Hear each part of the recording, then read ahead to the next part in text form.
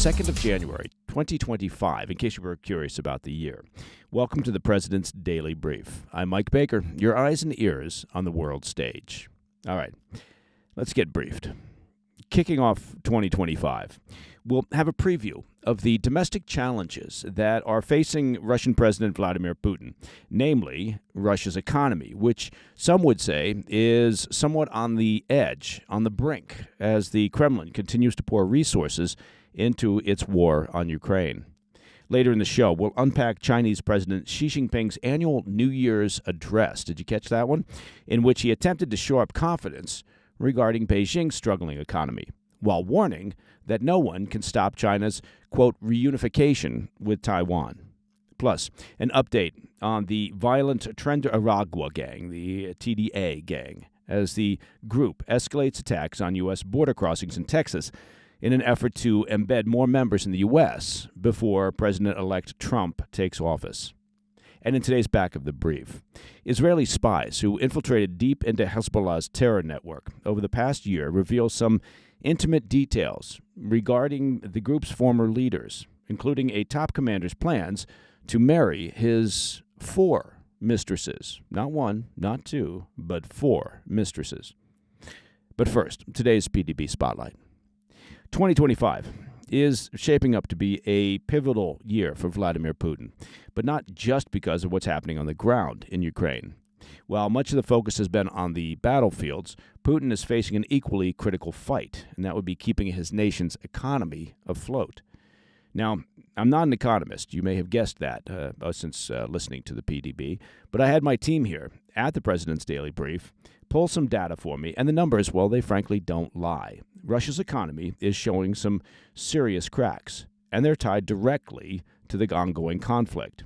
If things spiral further, it won't just hurt Russia's finances. It could threaten Putin's hold on power itself. First, inflation in Russia is soaring. Prices for everyday essentials, things like eggs, fish, fruits, and vegetables, are climbing fast. Inflation is running at 9.5% this year, which means that Russians are paying nearly 10% more for goods and services than they did a year ago. And to fight this, Russia's central bank has set its interest rate at a rather staggering 21%. Now, for context, that's the highest level in years. A high interest rate makes it more expensive, of course, to borrow money for things like homes or businesses, slowing down the economy even more. Now, let's talk about manufacturing and services, the backbone, really, of any economy. These sectors are still growing, but just barely. We know this from something called the Purchasing Managers Index, or the PMI. Now, this is a survey that measures how businesses in industries like factories and retail are doing. A score above 50, well, that means growth, while below 50 signals contraction.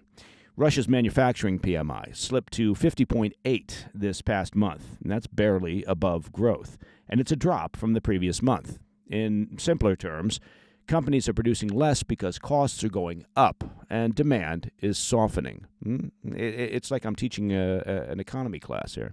Oh, I guess that would be an economics class. I'm certainly not teaching an English class, apparently. And even that anemic amount of growth is fragile and heavily tied to the country's war spending. Factories that produce military equipment, ammunition, and other defense-related goods are operating at full capacity, driving up overall manufacturing output. But if that slows for any reason, well, Russia's economy will be in serious trouble. The services sector, which includes things like restaurants and tourism, is also struggling. Really, they're not getting as many tourists in Russia as they used to. Its PMI fell to 51.2, meaning growth is slowing down there as well. Russians are tightening their belts, and businesses are feeling the pinch. And then there's the labor market. Now, at first glance, it looks strong. Unemployment is a record low of 2.3%. But here's the problem. That low number isn't because the economy is thriving. It's because so many workers have been pulled into the defense industry or the military to support the war effort. High-paying jobs in these sectors are making it hard for other industries to find and keep workers. Construction, agriculture, and even tech companies are struggling to compete for employees. Labor shortages like this are a red flag. They mean businesses can't grow, and it puts a drag on the entire economy. And let's not forget the impact of international sanctions. While these haven't completely collapsed Russia's economy, thanks to their friends in China and Iran and North Korea, they are slowing down critical areas like the military-industrial sector and technology. They haven't crushed Russian livelihoods yet, but they're blocking innovation and progress that will hurt down the road. So, here's why all this spells trouble for Putin. It turns out that war, well, it's pretty expensive. In 2024, the Kremlin's spending on the war with Ukraine reached a record 16.3 trillion rubles. That's around 148 billion US dollars, more than 8% of the country's GDP and 41% of its total budget. It's draining Russia's resources and forcing the government into a classic dilemma, often referred to as guns or butter, a choice between military spending and funding for civilian needs. In Putin's case, the priority is clear. Defense spending is taking precedence, leaving, well, little room to address other critical areas of the economy. A weak economy means lower public support for Putin's policies both at home and abroad. And combine that with sanctions and labor shortages and Putin's ability to sustain the Ukraine war, well, or any long-term conflict, becomes, quite frankly, a lot harder. In short, the cracks in Russia's economy are growing, and they're directly tied to its war in Ukraine. Well, let's say Putin's war in Ukraine. How long he can paper over these cracks, well, that remains an open question. All right. Coming up next, we'll have a breakdown of Chinese President Xi Jinping's annual New Year's address, which included a veiled threat regarding Taiwan. Plus, the violent TDA gang is escalating attacks on U.S. border crossings in Texas in an effort to embed more members in the U.S. before President-elect Trump takes office in January. I'll have those stories when we come back. Welcome back to the PDB. Turning to China, President Xi Jinping delivered his annual New Year's address on Tuesday, which he used to shore up confidence around China's struggling economy. Look at this. It's all about the economy this morning, while warning that no one can stop China's reunification with Taiwan. Xi Jinping finds himself in a precarious position as 2025 begins, particularly with the return of Trump to the global stage, who's promised to hit China with aggressive tariffs once his second term gets underway. The prospect of a new trade war threatens to compound China's long-standing economic woes, including a ballooning debt, slow wage growth, and high youth unemployment. That's according to a report from the Financial Times. China's economy, which is the second largest in the world, behind the U.S., also continues to face broad deflationary pressures, as well as generally low business confidence and sagging consumer demand. This economic storm has driven skepticism among international investors about whether leaders in Beijing can turn the situation around anytime soon. In his address, Xi claimed that the nation's economy is on, quote, an upward trajectory. But also gave a rare acknowledgement of the strains it's placed on his citizens. With consumer confidence at a low, Xi vowed to make economic growth his, quote, top priority. China just missed their growth target of 5% over the past year, if you can believe their books, with GDP coming in at 4.8%.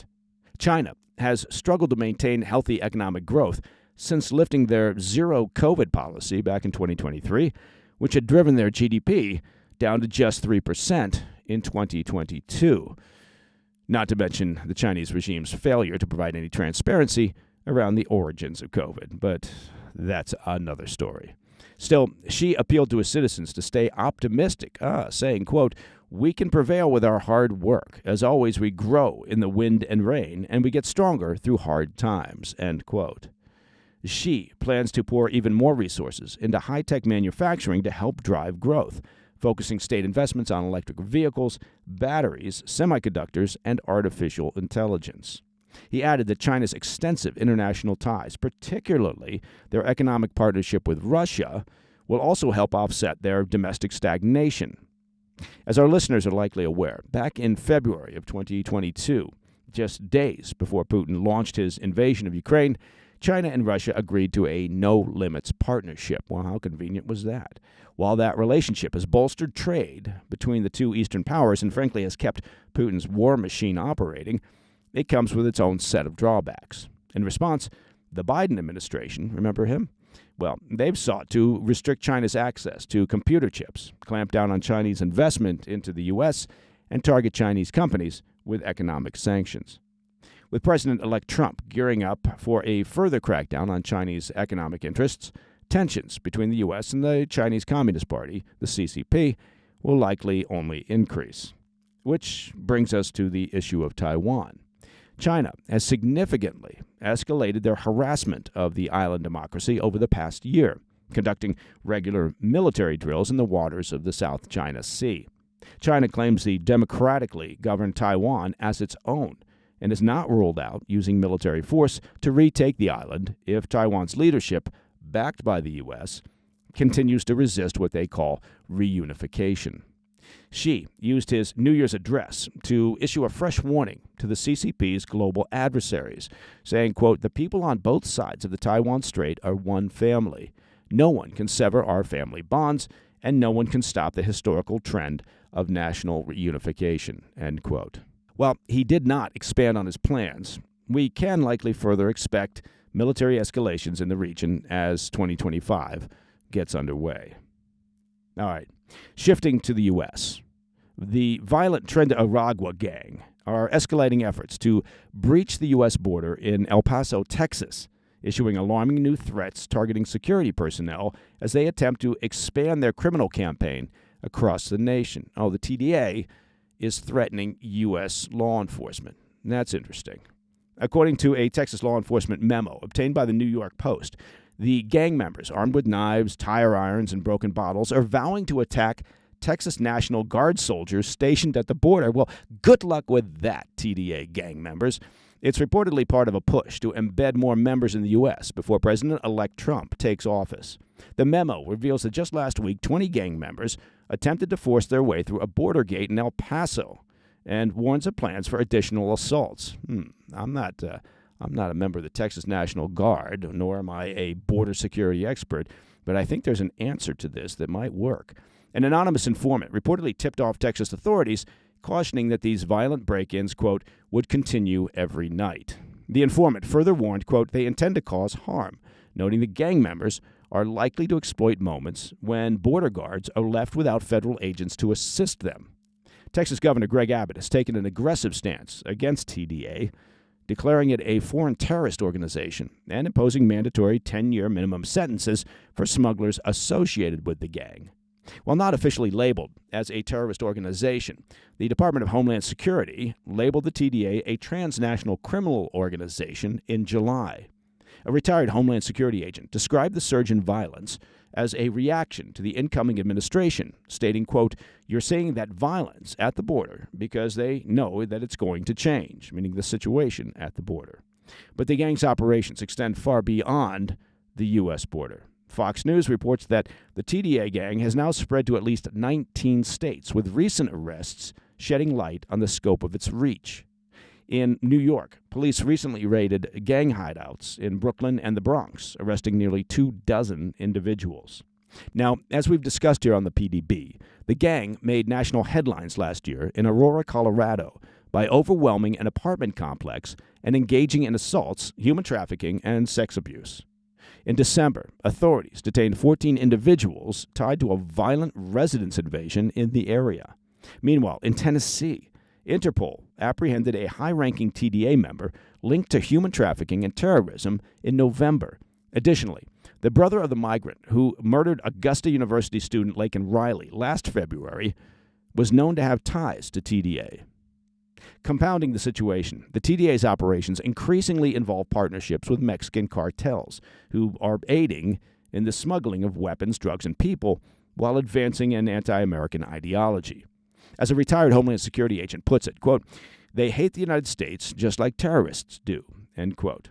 Now, lawmakers, such as Texas Representative Troy Nehls, attribute the surge in illegal crossings to the Biden administration's border policies. I didn't even know they had border policies, citing the rollback of numerous Trump-era restrictions. Representative Nehls stated, quote, the sad reality is the Biden administration knows that violent criminals are coming into our country. They just don't care, end quote. At the El Paso border crossing, the challenge for federal and state authorities is clear. Act swiftly and decisively to contain TDA's spread, or risk further entrenchment of this transnational menace. All right, coming up in the back of the brief, Israel's deep infiltration into Hezbollah's terror network over the past year reveals some intimate details regarding the group's former leaders, including a top commander's plans to marry his 4 mistresses. More on that when we come back. In today's back of the brief, Israel's meticulous infiltration of Hezbollah's top ranks has unveiled startling details about the personal activities of its commanders, including the deceased Fuad Shukr, who was under such intense surveillance, even his plan to marry his 4 mistresses was uncovered. That's some actionable intelligence. A New York Times investigation published this week detailed how deeply Israeli operatives penetrated into Hezbollah's inner sanctum, planting listening devices in bunkers and hideouts. This unprecedented access not only allowed Israel to track leadership movements with surgical precision, but also facilitated a series of deadly targeted strikes, demonstrating the sophistication of Israel's intelligence capabilities. Shukr, the senior commander of the Iranian-backed terror group, was long sought by Israel and the U.S. for his role in a 1983 Marine barracks bombing that killed 241 American service members. He was among the most heavily monitored Hezbollah leaders. In addition to his operational activities, Israeli agencies tracked nearly every aspect of his personal life, including his intimate relationships. At one point, he arranged for Hezbollah's top cleric to perform marriage ceremonies over the phone for his 4 mistresses. Well, isn't that romantic? Shukr apparently felt uneasy about his affairs and turned to the group's highest religious authority for help. As a reminder, Shukr's involvement in a deadly rocket attack on the Golan Heights in July, which killed 12 civilians, including children, provoked a rare and high-profile strike by Israel on Beirut days later, which ultimately resulted in his death. But Shukr's demise was just one chapter in a broader campaign. As previously reported on the PDB, Mossad operatives managed to permeate every level of Hezbollah's terrorist organization, leveraging human sources and advanced surveillance to uncover hideouts and track leadership movements. These efforts culminated in September with the assassination of Hassan Nasrallah, the leader of Hezbollah for 3 decades. Despite warnings from his commanders to relocate, Nasrallah underestimated Israelis' intelligence reach and chose to remain in his fortified Beirut, Lebanon bunker. Israeli F-15 fighter jets unleashed thousands of pounds of explosives on the bunker, eliminating Nasrallah and an Iranian general. The revelations about the extent of Israeli infiltration, capturing both operational secrets and personal vulnerabilities, paint a picture of a, frankly, relentless intelligence apparatus determined to preempt threats and maintain their regional stability. All right. That, my friends, is the President's Daily Brief for Thursday, 2 January. If you have any questions for me that you'd like to address on the air, reach out to me, please, at pdb@thefirsttv.com. And, of course, as you may already know by now, to listen to the show ad-free, it is simple. Become a premium member of the President's Daily Brief by visiting pdbpremium.com. It really is that simple. I'm Mike Baker. I'll be back later today with the PDB Afternoon Bulletin and an update on that terrorist incident in New Orleans that shattered the peace and revelry on New Year's Eve. Until then, stay informed, stay safe, stay cool. Hey, thanks for tuning in. If you enjoyed this video, don't forget to hit that like button and leave a comment, a really positive, nice, and kind comment. That would be appreciated. And if you're not already subscribed to our channel, make sure to subscribe and turn on notifications so you don't miss any of our daily updates.